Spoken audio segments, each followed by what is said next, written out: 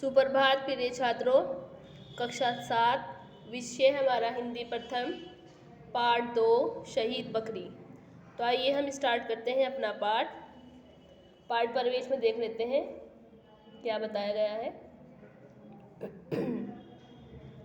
प्रस्तुत अध्याय में बताया गया है कि अत्याचारी और मनमानी के सामने घुटने टेकना कायरता है। अत्याचार और मनमानी के सामने घुटने टेकना कायरता है, सरासर कायरता है। और ऐसा जीवन व्यर्थ है यानी बेकार है।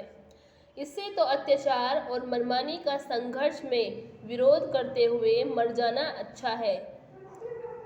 इससे हमारे समाज और आने वाली पीढ़ी को एक नई सोच मिलेगी और अत्याचारों को एक सबक भी। हरे भरे पहाड़ों पर बकरियां चढ़ने जाती तो दूसरे तीसरे रोज एक न एक बकरी कम हो जाती।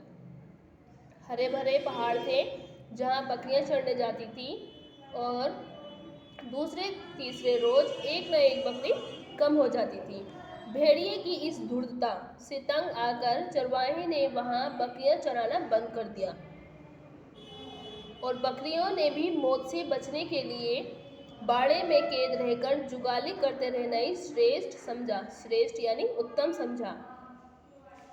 लेकिन न जाने क्यों एक युवा नई बकरी को ये बंधन पसंद नहीं आया। सभी बकरियों ने वहां जाना बंद कर दिया, लेकिन न जाने क्यों एक युवा जो अभी नवयुवक थी उस बकरी को ये बंधन पसंद नहीं आया। अत्याचारी से यूं कब तक प्राणों की रक्षा की जा सकेगी। अत्याचारी से यूं कब तक प्राणों की रक्षा की जा सकेगी। वह पहाड़ से उतरकर किसी रोज बाड़े में भी कूद सकता है। उस युवा बकरी ने सोचा कि अत्याचारी से यूं कब तक अपने प्राणों की रक्षा की जा सकती है, क्यों ना उसका डटकर सामना किया जाए।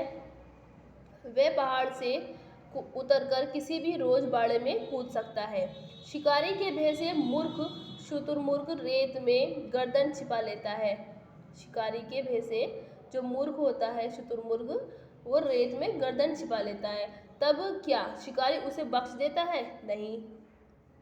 सोचो, शिकारी को देखने के पश्चात शुतुरमुर्ग जो होता है वो अपनी गर्दन सोचता है, मतलब मैंने अपना फेस छिपा लिया, अपना चेहरा छिपा लिया है, तो शिकारी भी मुझे नहीं देख पाएगा।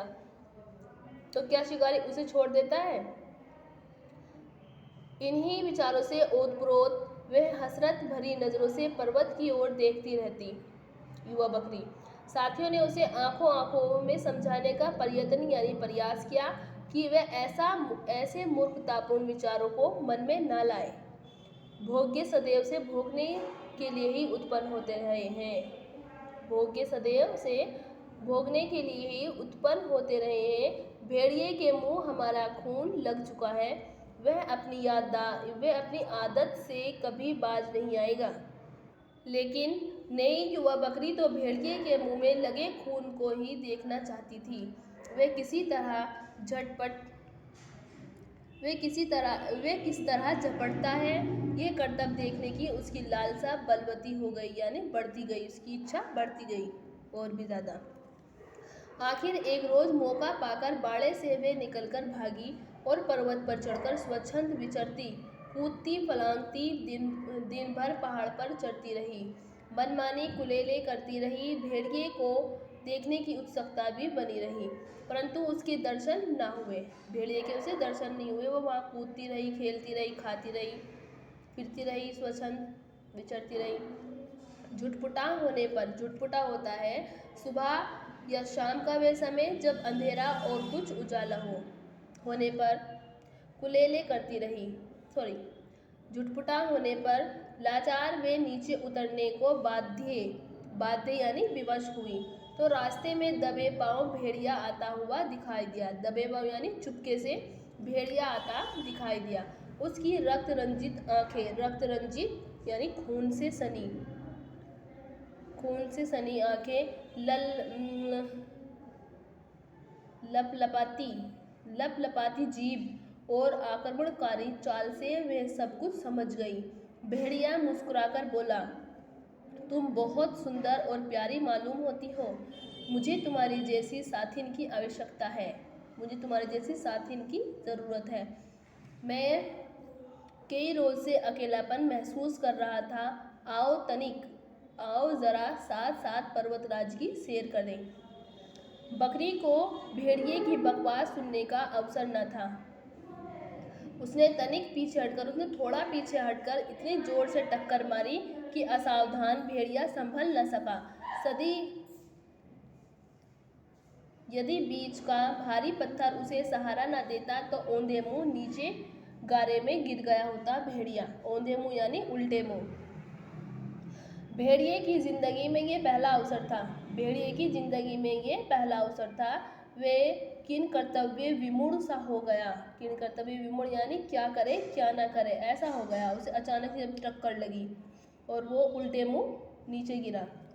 टक्कर खाकर अभी वह संभल भी नहीं पाया था कि बकरी के पैने सींग उसके सीने में इतने जोर से लगे कि वह चीख उठा। भेड़िया चीख उठा। शत विशत सीने से लहू।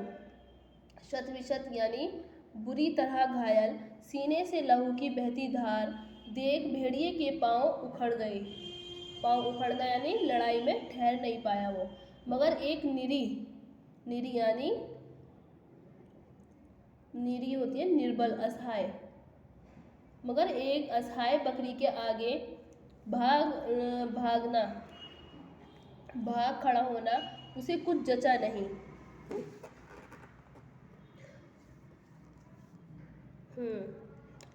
यहाँ थे हम। उसे कुछ जचा नहीं। वे भी साहस बटोरकर फिर उसने दोबारा से साहस बटोरा। पूरे वेग से झपटा। बकरी तो पहले ही सावधान थी। वह कतराकर और हट गई और भेड़िए का सिर वृक्ष से टकराकर लहूलुहान हो गया। जब भेड़िए ने बकरी को टक्कर मारी तो वो बकरी पीछे हट गई और टक्कर उसकी वृक्ष में लगी, जिससे भेड़िए का सिर था वो लहूलुहान हो गया। लहू को देखकर अब उसके लहू में भी उबाल आ गया। अपने खून को देखकर अब उसको भी बहुत ज़्यादा गुस्सा आ गया। वे भी जान से बकरी के ऊपर टूट